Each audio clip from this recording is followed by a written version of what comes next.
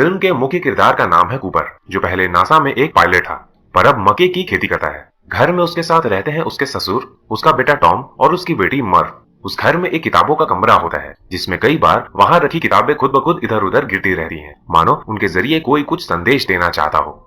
छोटी मर्व अपने पिता को बताती है कि उसके कमरे में कोई भूत है। कूपर मर्व से कहता है कि उस कमरे में तुम्हें जो कुछ भी अजीब लगे उसे ऑब्जर्व और रिकॉर्ड कर लिया करो। जिस एरिया में उनके मक्के का खेत होता था, वहाँ कुछ समय से धूल की आंधी का आना लगातार बढ़ता जा रहा है। एक ऐसी ही आंधी में अपने घर के कमरों में धूल को घुसने से बचाने के क्रम में कूपर जब उस किताबों के कमरे में जाता है, तो वो देखता है कि धूल से जमीन पर एक खास पैटर्न बन गया है। इस समय पहली बार उसे पता चलता है कि कोई भूत नहीं बल्कि ग्रेविटी का असर है, जिसका इस्तेमाल कर कोई उससे मैसेज देना चाहता है। यहाँ स्ट्रिंग थ्योरी के कॉन्सेप्ट का इस्तेमाल किया गया है, जो कहता है कि ग्रेविटी ही एकमात्र ऐसा फोर्स है जो सभी डायमेंशंस में जा सकता है। यानी कि किसी दूसरे डायमेंशन में रहने वाला जीव ग्रेविटी के जरिए अन्य डायमेंशंस में रहने वाले जीवों से कम्युनिकेट कर सकता है। खैर, अब आगे बढ़ते हैं।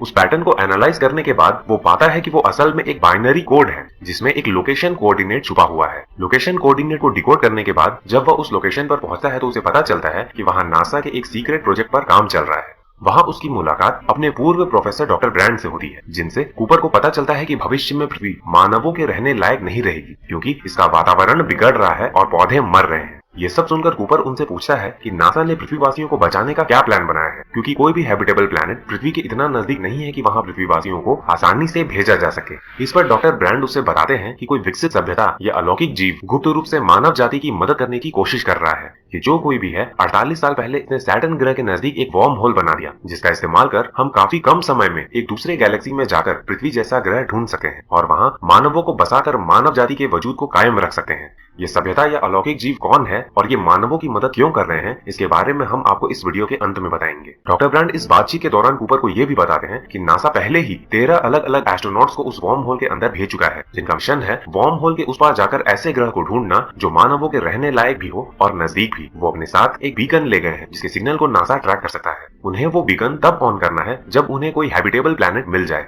यहाँ ध्यान देने वाली बात यह है कि वार्म होल के उस पार नासा उन एस्ट्रोनॉट से सीधा संपर्क नहीं कर सकता, इसलिए केवल बीकन ही है जिससे ये पता चल सकता है कि कौन सा ग्रह हैबिटेबल है और कौन सा नहीं। डॉक्टर ब्रैंड ये भी बताते हैं कि नासा को उनमें से कई एस्ट्रोनॉट्स के बीकन का सिग्नल कई दशकों से मिल रहा था, पर अब केवल 3 बीकन ही एक्टिव रह गए हैं, जिनके सिग्नल 3 ऐसे ग्रह से आ रहे हैं जो गारगेंटुआ नाम के एक ब्लैक होल के नजदीक मौजूद है। इसलिए एक नए मिशन पर काम चल रहा है, जिसका नाम है एंड्योरेंस। इस मिशन में एस्ट्रोनॉट को उन ग्रहों पर जाना है जहां से बीकन के सिग्नल अभी भी आ रहे हैं। उन तीनों ग्रहों का मुआयना करना है और पता लगाना है कि इन तीनों ग्रहों में से कौन सा ग्रह मानवों के रहने के लिए सबसे बेहतर है। अगर ऐसा ग्रह एंड्योरेंस क्रू को मिल जाता है, तो नासा के पास मानवों को बचाने के लिए 2 प्लान है। प्लान ए, डॉक्टर ब्रैंड एक एडवांस इक्वेशन पर सालों से काम कर रहे हैं, जो अगर सॉल्व हो गया तो मानव 5th dimension physics, specially gravity का इस्तेमाल कर एक विशाल स्पेस स्टेशन में पृथ्वीवासियों को स्पेस में शिफ्ट कर देगा, जिससे संपूर्ण पृथ्वीवासी जीवित बच जाएंगे। जिस कंस्ट्रक्शन साइट में कूपर और डॉक्टर ब्रैंड की बातचीत होती है, वो असल में कोई लैब नहीं होता, बल्कि वही स्पेस स्टेशन होता है जिसकी बात अभी हमने की। जब एंड्योरेंस क्रू अपने मिशन पर वार्म होल के उस पार होगा, डॉक्टर ब्रैंड अपने एडवांस इक्वेशन को कंप्लीट करने की कोशिश करेंगे।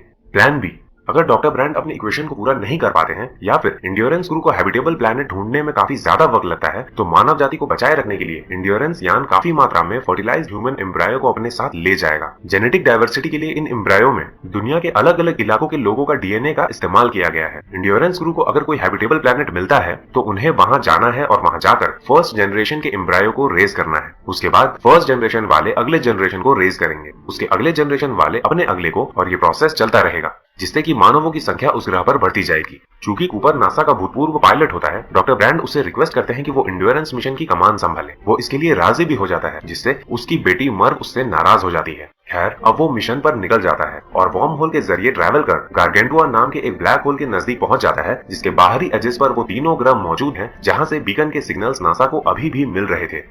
अब यहाँ कॉन्सेप्ट यूज किया गया है टाइम डायलेशन का, कि एक ब्लैक होल के नजदीक समय पृथ्वी की तुलना में धीमा गुजरता है। यानी कि अगर कोई ग्रह एक ब्लैक होल के नजदीक है और दूसरा उससे काफी दूर, तो जो ग्रह ब्लैक होल के नजदीक है वहां समय दूसरे ग्रह के मुकाबले धीमा गुजरेगा। इसका मतलब यह है कि ब्लैक होल के नजदीक मौजूद ग्रह पर अगर 1 घंटे गुजरते हैं, तो हो सकता है कि दूसरे ग्रह पर उस दौरान कई साल बीत गए हों। खैर, चलिए वापस से फिल्म की बात करते हैं। एंड्योरेंस क्रू सबसे पहले फैसला करते हैं एक ऐसे ग्रह पर जाने का जो ब्लैक होल के काफी नजदीक है। ब्लैक होल के नजदीक होने की वजह से इस ग्रह पर जब 1 घंटे गुजरते हैं, तो उस दौरान पृथ्वी पर 7 साल गुजर जाते हैं। कूपर चाहता है कि वो वापस पृथ्वी पर लौटकर अपने बच्चों को सही सलामत देख पाए। वो उस ग्रह पर ज्यादा समय बिताना नहीं चाहता, क्योंकि उस ग्रह पर बिताया गया प्रत्येक घंटा उसके बच्चों के लिए 7 साल के बराबर होगा। एंड्योरेंस यान को ब्लैक होल के एज से बाहर कर कूपर, डॉक्टर ब्रेंट की बेटी और डोयल उस ग्रह पर लैंडिंग के जरिए जाते हैं, जबकि उनका एक साथी एंड्योरेंस पर ही रुक जाता है। एनीवे, जब वो उस ग्रह पर जाते हैं तो उन्हें पता चलता है कि वहाँ केवल पानी है, पर जीवन का कोई नामो निशान नहीं है। उन्हें उस ग्रह पर नासा द्वारा पहले भेजे गए एस्ट्रोनॉट्स के यान का मलबा भी मिलता है। फ्लाइट रिकॉर्डर हासिल करने की कोशिश में वो टाइडल वेव का शिकार हो जाते हैं, जिसके कारण वो उस ग्रह पर एक ही जगह 3 घंटे बिता देते हैं। उस दौरान उनके एक साथी डॉयल की मौत भी हो जाती है। जब वो वापस एंड्योरेंस पर लौटते हैं तो पाते हैं कि इस दौरान एंड्योरेंस पर मौजूद उनके साथी के लिए 23 साल गुजर गए हैं। जब कूपर अपने बच्चों द्वारा भेजे गए वीडियो मैसेजेस को देखता है तो पाता है कि उसके बच्चे भी अब बड़े हो चुके हैं। उस ग्रह पर मिले फ्लाइट रिकॉर्डर से पता चलता है कि उस ग्रह पर लैंड करते ही नासा के उस एस्ट्रोनॉट की मौत हो गई थी। बीकन ने केवल कुछ मिनट ही सिग्नल भेजे थे, पर रिलेटिविटी की वजह से उन मिनटों के दौरान पृथ्वी पर काफी समय बीत गया, जिसके कारण पृथ्वी पर मौजूद नासा को लगा कि वो सिग्नल कई सालों से उस ग्रह से आ रहा है। चूंकि एंड्योरेंस 23 सालों तक ईंधन का इस्तेमाल कर रहा था, अब इसमें लिमिटेड ईंधन बचता है।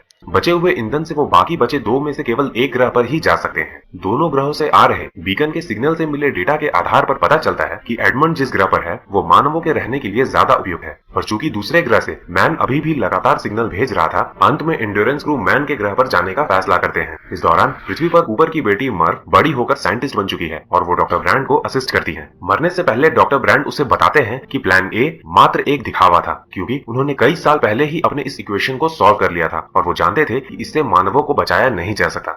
इसलिए अब केवल प्लान बी ही सफल हो सकता है, जिसका मतलब था कि मर्व अपने पिता को दोबारा कभी नहीं देख पाएगी।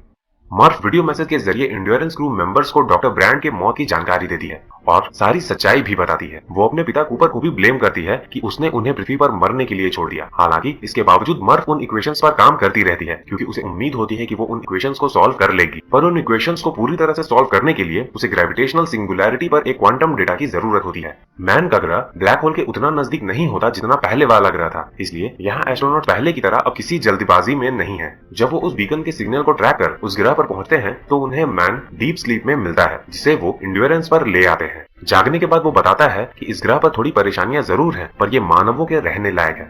उसके बाद सभी एस्ट्रोनॉट उस ग्रह का मुआयना करने के लिए लैंडर के जरिए उस ग्रह के सतह पर जाते हैं। वहां जाने के बाद उन्हें पता चलता है कि मैन ने गलत डेटा भेजकर उन्हें गुमराह किया है, क्योंकि ये ग्रह मानवों के रहने लायक नहीं है। इस दौरान मैन कूपर को जान से मारने की नाकाम कोशिश करता है, जबकि एक दूसरे क्रू मेंबर को वो जान से मार भी देता है। एंड्योरेंस पर मैनुअल डॉकिंग करने के दौरान मैन की मौत हो जाती है और इस दुर्घटना से एंड्योरेंस को भी काफी नुकसान होता है, जिससे वो नीचे गिरने लगता है। कूपर डॉक्टर ब्रैंड किसी तरह अपने लैंडर को एंड्योरेंस से अटैच कर उसे वापस स्टेबल कर देते हैं। अब एंड्योरेंस स्टेबल हो जाता है और उसके पास इतना ईंधन होता ही नहीं कि वो तीसरे ग्रह पर जा पाए।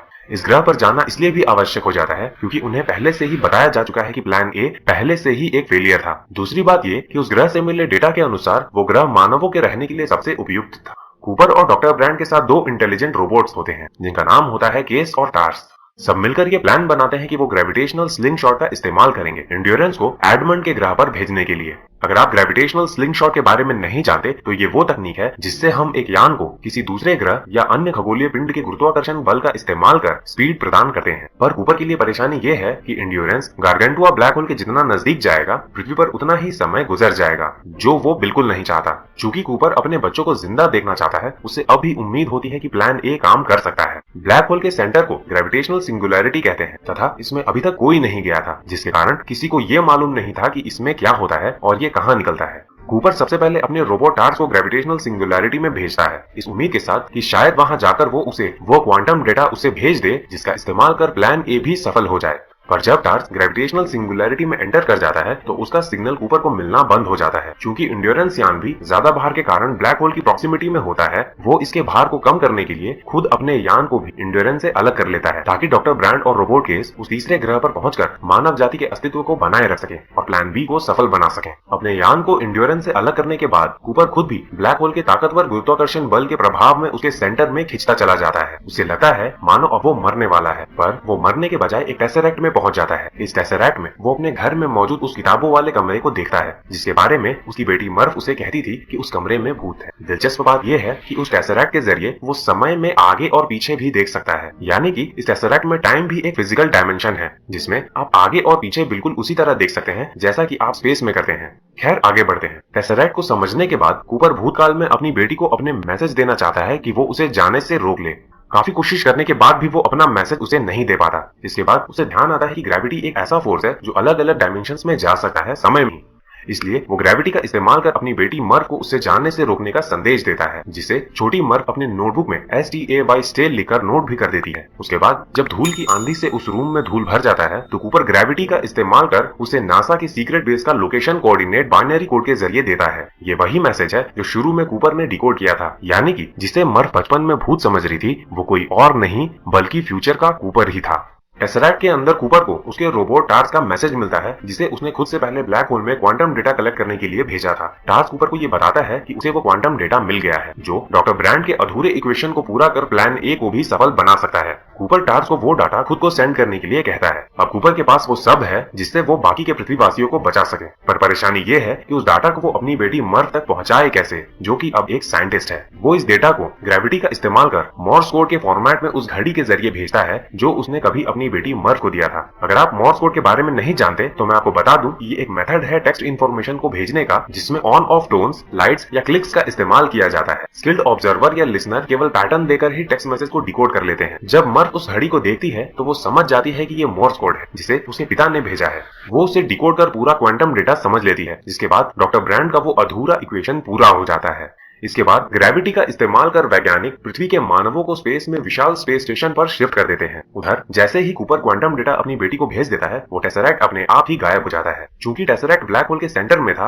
वहां समय के गुजरने की गति और ज्यादा धीमी थी। मतलब कि कूपर द्वारा टेसरैक्ट में बिताया गया केवल 1 मिनट भी पृथ्वी पर मौजूद उसकी बेटी के 50 से ज्यादा सालों के बराबर था। टेसरैक्ट से बाहर निकलने के बाद किसी तरह दूसरे एस्ट्रोनॉट्स कूपर को ढूंढ लेते हैं, पर जब उसकी आंख खुलती है तो वो खुद को एक विशाल स्पेस स्टेशन में पाता है। वो देखता है कि इंसानों ने उस स्पेस स्टेशन पर ग्रेविटी को पूरी तरह से मास्टर कर लिया है, जिसके कारण काफी लोग वहां बिना किसी परेशानी के रह रहे हैं। उस स्पेस स्टेशन का नाम होता है कूपर स्टेशन, जो कि उसकी बेटी के नाम पर रखा गया था। अब जब वो अपनी बेटी से मिलने जाता है तो पाता है कि उसकी बेटी काफी बूढ़ी हो चुकी है, जबकि उसकी उम्र में केवल कुछ सालों का ही अंतर आया है। उसकी बेटी उसे बताती है कि उस दुनिया में कूपर के लिए अब कुछ नहीं बचा, क्योंकि उसका कोई परिवार अब वहां नहीं रहता। इसके बाद कूपर उस ग्रह की ओर रवाना हो जाता है जिस ग्रह पर उसने डॉक्टर ब्रांड की बेटी को इंड्योरेंस यान के जरिए भेजा था। अंत में दिखाया जाता है कि डॉक्टर ब्रांड की बेटी उस ग्रह पर बिना किसी परेशानी के लैंड कर जाती है। अब उसका अगला प्लान है वहां मानवों की तादाद को बढ़ाना। अब कूपर उससे मिल पाता है या नहीं ये फिल्म में नहीं दिखाया गया। फिल्म यहीं खत्म हो जाती है। अब बात कर लेते हैं सबसे महत्वपूर्ण मुद्दे पर,